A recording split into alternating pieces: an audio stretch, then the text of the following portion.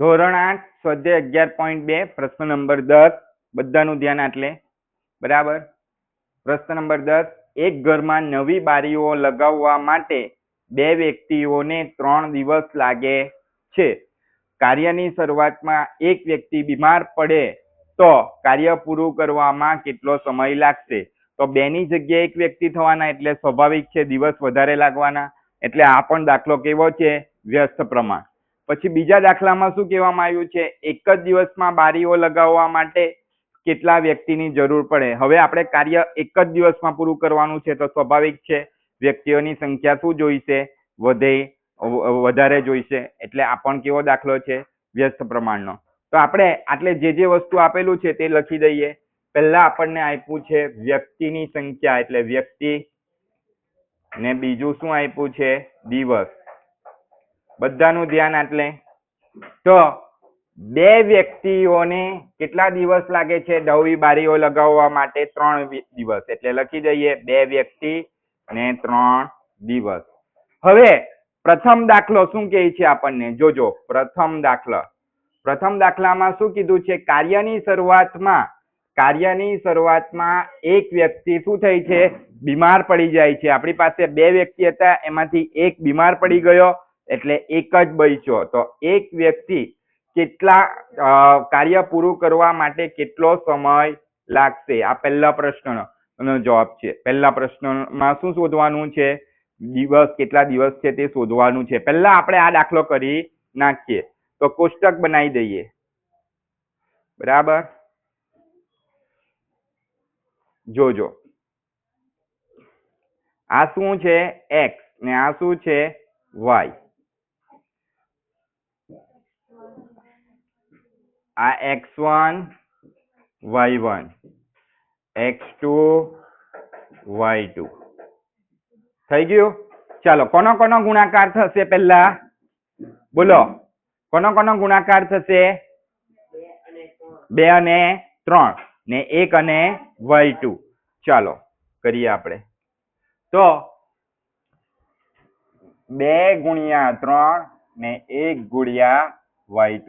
આ કયા પ્રમાણે છે? x1 into y1 ને x2 into y2. તો મુકાઈ ગઈ કિંમત.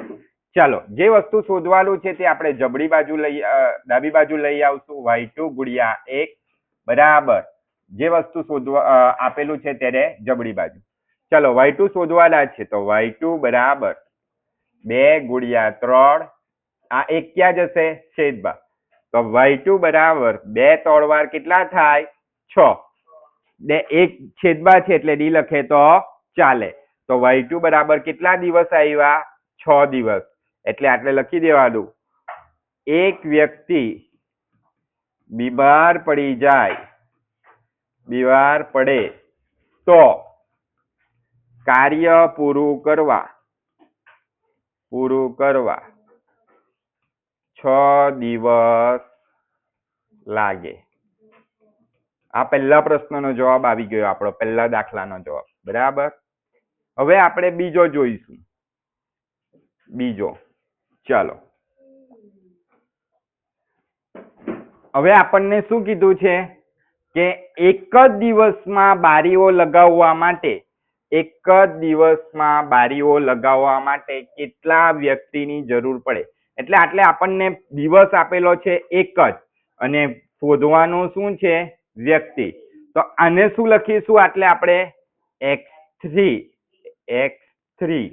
ને y3. હવે છે ને આ વચ્ચેનું આમાં ભૂલી જવાનું, જે પહેલા પ્રશ્ન. ચાલો કોનો ગુણાકાર કરવો પડશે? 3. હા 1 અને x3. એટલે આટલે આપણને જે વસ્તુ આપેલું છે તે લખી દઈશું બીજા પેજ પર. ચાલો 2 ગુણ્યા 3 એ તો જેમના છે તેમ જ આવવાના છે.